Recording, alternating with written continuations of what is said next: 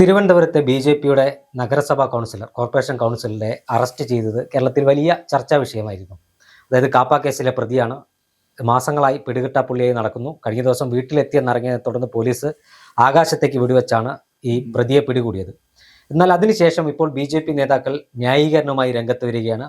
ഈ പോലീസ് ഉദ്യോഗസ്ഥൻ മുൻ മന്ത്രിയുടെ വീട്ടിലെ പട്ടിയെ പോലെ എന്നാണ് ഒരു ബി.ജെ.പി നേതാവ് ഫേസ്ബുക്കിൽ കുറിച്ചത്. ഇപ്പോൾ ബി.ജെ.പി സംസ്ഥാന അധ്യക്ഷൻ രാജീവ് ചന്ദ്രശേഖർ പറയുന്നു, ഞങ്ങൾ ഏത് വിധേനയും സംരക്ഷിക്കും. അതിലൊക്കെ അപ്പുറം മുൻ DGP ആയിരുന്ന ശ്രീലേഖ പറയുന്നു, പോലീസ് ഉദ്യോഗസ്ഥർക്ക് തെറ്റുപറ്റി. ഒരു ക്രിമിനലിനെ പിടികൂടിയപ്പോഴാണ് ശ്രീലേഖ പറയുന്നത് പോലീസ് ഉദ്യോഗസ്ഥർക്ക് തെറ്റുപറ്റിയെന്ന്. യഥാർത്ഥത്തിൽ BJP 3 MLA-മാരെ ലഭിക്കുമ്പോഴേക്കും നിയമത്തെ വെല്ലുവിളിക്കുന്ന ഒരു സാഹചര്യമാണോ കേരളത്തിലുള്ളത്? BJPക്ക് പൊതുവെ നിയമത്തോട് വലിയ ബഹുമാനമൊന്നുമില്ല. അവർക്ക് അനുകൂലമാണെങ്കിൽ നിയമത്തോട് അനുകൂലം, അല്ലെങ്കിൽ അല്ല. അത്രേ ഉള്ളൂ BJPയുടെ ഒരു നിലപാട്. അപ്പൊ ഇവിടെ മാത്രമല്ല, ദേശീയ തലത്തിൽ തന്നെ. ഇവിടെ സംഭവിച്ചൊരു കാര്യം, കാപ്പ കേസിലെ ഒരു പ്രതിയാണ്. വാഴോട്ടുകോണം കൗൺസിലറാണ്. ഒരു കൗൺസിലറെ അറസ്റ്റ് ചെയ്യാൻ ആളുകൾ ഓടിക്കൂടി അറസ്റ്റ് അങ്ങനെ വരണു. സ്വാഭാവികമായ ഒരു കൗൺസിലർ എന്ന് പറഞ്ഞാൽ എല്ലാവർക്കും ആക്സസബിൾ ആയ ഒരാളാണ്, അല്ലേ? അപ്പോൾ നമുക്ക് കണ്ടെത്താൻ ഒരു ബുദ്ധിമുട്ടില്ല. ഒരു MLA, ഒരു കൗൺസിലർ എന്നൊക്കെ പറഞ്ഞാൽ കണ്ടെത്താൻ ബുദ്ധിമുട്ടില്ല. പക്ഷെ ഈ പുള്ളിയെ സംബന്ധിച്ചിടത്തോളം കണ്ടെത്താൻ കുറച്ച് ബുദ്ധിമുട്ടുണ്ടായിരുന്നു എന്നാണ് പോലീസ് പറയുന്നത്. 2 മാസമായി കിട്ടിയില്ല. കാപ്പ കേസുണ്ട് പുള്ളിയുടെ പേരിൽ. അങ്ങനെയുള്ള ഒരു കേസിൽ പോലീസ്, നമ്മൾ മുമ്പ് രാഹുൽ മാങ്കൂട്ടത്തിൻ്റെ കേസിൽ ഇത് പറഞ്ഞിട്ടുണ്ട്. വീട്ടിലിരിക്കുന്ന അമ്മയമ്മായിട്ടിരിക്കുന്ന ഒരാളെ വീടാകെ വളഞ്ഞ് പോലീസ് അങ്ങനെ പിടിക്കേണ്ട കാര്യമില്ല. ആവശ്യത്തിൽ കൂടുതൽ ഫോഴ്സ് വേണ്ട, നമ്മളെപ്പോഴും പറയുന്ന ഒരാളാണ്. പക്ഷെ ഇവിടെ എന്താ സംഭവിച്ചത്? ഇയാൾ വീട് വളഞ്ഞപ്പോൾ ഇയാൾ ഇറങ്ങി മതിലിയാടി ഓടി. മതിലിയാടിയപ്പോൾ പിന്നെ പോലീസിന് മേലോട്ട് വെടിവെക്കില്ലാതെ വേറെ വഴിയില്ല. അപ്പോൾ സ്വാഭാവികമായി ഇയാളെ വരട്ടാൻ വേണ്ടി വെടിവെക്കും. അത് ആളെ വെടിവെക്കുന്നതല്ല, അത് പോലീസിന്റെ ഒരു രീതിയാണ്. ആകാശത്തേക്ക് വെടിവെക്കും.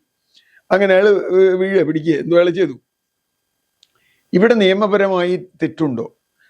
ഈ ആളുകളെ ഇങ്ങനെ വീട് വളഞ്ഞ് വെടിവെച്ച് പിടിക്കുന്നത് ശരിയല്ല എന്ന് മുരളീധരൻ പറഞ്ഞു. ഞാനത് യോജിക്കുന്നു. കാരണം അദ്ദേഹത്തിന്റെ വാർഡിലെ, അല്ല അദ്ദേഹത്തിന്റെ മണ്ഡലത്തിലെ ഒരാളാണ്. സ്വാഭാവികമായും ഏത് പാർട്ടിക്കാരനായാലും അദ്ദേഹത്തെ അങ്ങനെ ചെയ്യുന്നത് നമ്മൾ അംഗീകരിക്കില്ല. അത് വേറെ വിഷയം. പക്ഷെ BJP ഏറ്റവും അത്ഭുതകരം, ഇന്നലെ മിണ്ടിയില്ല എന്നുള്ളത്. ഈ സംഭവം നടന്നിട്ട് 48 മണിക്കൂറോളം BJP മിണ്ടിയില്ല. മാത്രമല്ല, രാജീവ് ചന്ദ്രശേഖർ ആദ്യം പറഞ്ഞത് ഞാൻ കേട്ടത്, അത് നിയമപരമായി പോട്ടെ എന്നുള്ളൊരു നിലപാടാണ്. നിയമത്തിൻ്റെ വഴിക്ക് പോട്ടെ എന്നാണല്ലോ നമ്മുടെ രാഷ്ട്രീയക്കാരുടെ ഒരു പ്രധാന സംഗതി. നിയമത്തിൻ്റെ വഴിക്ക് പോട്ടെ, നമ്മൾ നമ്മുടെ വഴിക്ക് പോകും എന്നുള്ള രൂപത്തിൽ. ഇപ്പോഴാണ് വലിയ തോതിൽ വിമർശനം രാജീവ് ചന്ദ്രശേഖരന് BJP അണികളിൽ നിന്ന് കിട്ടി. ഞാൻ സോഷ്യൽ മീഡിയ കാണുന്നുണ്ട്. എനിക്കൊക്കെ രാജിവെച്ച് പൊക്കൂടെ, താനൊക്കെ എന്തിനാ അവിടെ ഇരിക്കണേ? താഴെ തട്ടിലുള്ള പ്രവർത്തകരെ സംബന്ധിച്ചിടത്തോളം ഇങ്ങനെ ഒരു പ്രശ്നം വരുമ്പോൾ എന്ത് ചെയ്യും? കാരണം ഇപ്പം നമ്മൾ പല കേസുകളിലും കണ്ടിട്ടുണ്ട്. ഇപ്പോൾ CPM-ന്റെ പല കേസുകളിലും ഈ പറഞ്ഞ ജയരാജന്മാർ പിടിച്ചിറക്കി പോലീസ് സ്റ്റേഷനിൽ കൊണ്ടുപോകുന്നതൊക്കെ നമ്മൾ കണ്ടിട്ടുണ്ട്. അതൊക്കെ കണ്ടിട്ടുണ്ട്. പക്ഷേ BJP അങ്ങനെ ചെയ്യണ്ട എന്ന് പാവം രാജീവ് ചന്ദ്രശേഖർ വിചാരിച്ചതാണോ എന്ന് എനിക്കറിയില്ല. എന്തായാലും രാജീവ് ചന്ദ്രശേഖരനെതിരെ വലിയ പൊങ്കാല സോഷ്യൽ മീഡിയയിൽ വന്നു. അതിന് കാരണം സ്വാഭാവികമാണ്.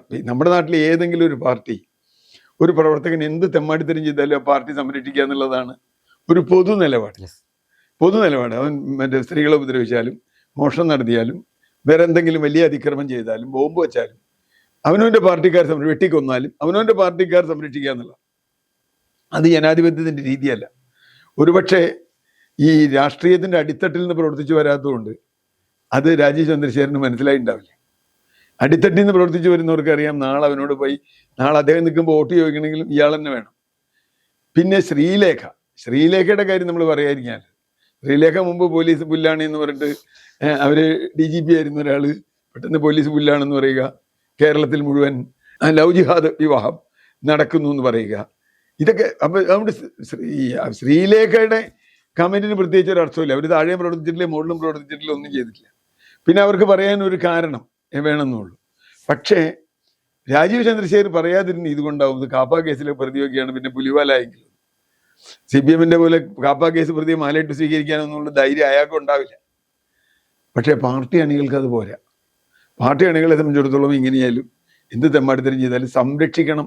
നേതാവ് എന്ന് പറഞ്ഞാൽ ഈ എല്ലാ കൊള്ളക്കാരെയും സംരക്ഷിക്കുന്ന ആള് എന്നുള്ളതാണ് നമ്മുടെ ഒരു പൊതുവിശ്വാസം.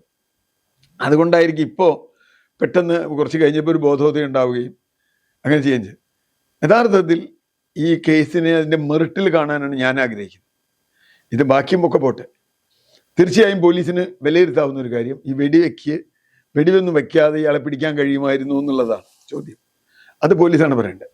ഞാൻ മനസ്സിലാക്കുന്ന ആഭ്യന്തരമന്ത്രി ഈ അറസ്റ്റ് ചെയ്ത ആളെ അഭിനന്ദിച്ചു വിളിച്ചെന്നാണ്. SHOനെയാന്ന് തോന്നുന്നു, ഉദ്യോഗസ്ഥനെ, പോലീസ് ഉദ്യോഗസ്ഥനെ അവരെ അഭിനന്ദിച്ചു. കാരണം പിടികിട്ട പുള്ളിയെ പിടിച്ചു എന്നുള്ളതാണ്. അത് ഏത് പോലീസുകാരും ഇഷ്ടമുള്ളൊരു കാര്യമാണ്. ഏത് ആഭ്യന്തരമന്ത്രി അത് ഇഷ്ടപ്പെടുകയും ചെയ്യും. പക്ഷെ ഇപ്പൊ പ്രശ്നം എന്താ വെച്ചാൽ ഇയാൾ കാപ്പ കേസിൽ പ്രതിയാണോ അല്ലയോ എന്നുള്ള തർക്കമൊക്കെ വേറെ രീതിയിൽ വരുന്നുണ്ട്. ഏറ്റവും ഒടുവിലാണ് അയാളുടെ പേരിൽ കാപ്പ കേസ് ചുമത്തിയത് എന്ന് പറയുന്നുണ്ട്. എന്തായാലും അയാൾ ആർ സുഗതൻ ജയിലിലായി. ഇനി അയാൾക്ക് വിട്ടുപോരാത്തിരി എളുപ്പമല്ല. കാരണം കാപ്പ കേസാണെങ്കിൽ ജാമ്യം കിട്ടാനും വലിയ ബുദ്ധിമുട്ടാണ്. അയാൾ കൗൺസിലറാന്നുള്ളത് കാര്യമില്ല. ഒരു ശിക്ഷ കിട്ടിയാലുള്ള കൗൺസിലർ സ്ഥാനം പോകും. അപ്പോൾ BJP ലേശം വെട്ടിലാണ് അവിടെ എന്ന് തന്നെയാണ് കാണുന്നത്. ഇതുകൊണ്ട് ഈ ബഹളം ഉണ്ടാക്കിയിട്ട് BJPക്ക് എന്തെങ്കിലും ഗുണം ഉണ്ടാവും ഞാൻ വിചാരിക്കുന്നില്ല. നിയമപരമായി ഫൈറ്റ് ചെയ്താലേ സംരക്ഷിക്കാൻ പറ്റിയാൽ നല്ലത്. തിരുവനന്തപുരം നഗരസഭ നമുക്കറിയാം BJPക്ക് കേവല ഭൂരിപക്ഷം ലഭിച്ചിട്ടില്ല. 2 സ്വതന്ത്രന്മാരുടെ പിന്തുണയോടുകൂടിയാണ് ഇപ്പോൾ ഭരിക്കുന്നത്. ഏതെങ്കിലും തരത്തിൽ ഈ കൗൺസിലർ അയോഗ്യനാകുകയാണെങ്കിൽ, അതായത് ഇന്ന് ശബരിനാഥ് കത്ത് കൊടുത്തിട്ടുണ്ട്, പ്രത്യേക കൗൺസിൽ യോഗം വിളിച്ച് അയോഗ്യനാക്കണമെന്ന് ആവശ്യപ്പെട്ട് നഗരസഭ സെക്രട്ടറിക്ക്. അത്തരത്തിൽ ഈ കൗൺസിലർ അയോഗ്യനാവുകയും ആ 2 കൗൺസിലർമാർ മറുകണ്ഠം ചാടുകയും ചെയ്താൽ, അല്ലെങ്കിൽ BJPക്കുള്ള പിന്തുണ പിൻവലിക്കുകയും ചെയ്താൽ ഏതെങ്കിലും തരത്തിൽ ഭരണത്തിനെ അത് ബാധിക്കാനുള്ള സാധ്യതയുണ്ടോ? ഭരണത്തിനെ ബാധിക്കാനുള്ള സാധ്യത കുറവാണ്. കാരണം എന്താ വെച്ചാൽ LDF UDF ഒന്നിച്ചു നിന്ന് ഒരാളെ പിന്താങ്ങും എന്നുള്ള സംശയമാണ്. അപ്പോഴും ഏറ്റവും വലിയ ഒറ്റക്കക്ഷി BJP ആണ്.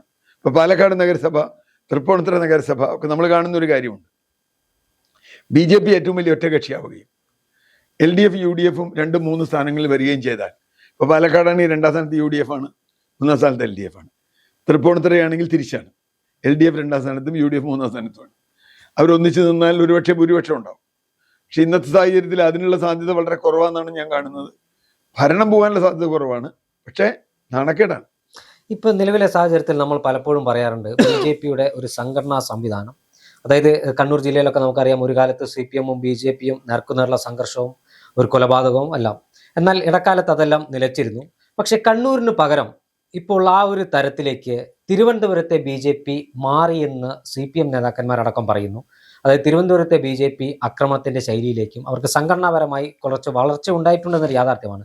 തിരുവനന്തപുരത്തെ ഒരു രാഷ്ട്രീയ ശൈലി ഒരു സംഘർഷാവസ്ഥയിലേക്ക് പോകുന്നതിൽ BJPക്ക് ഒരു പ്രധാന പങ്കുണ്ടെന്ന് പറഞ്ഞാൽ നിഷേധിക്കാൻ കഴിയുമോ?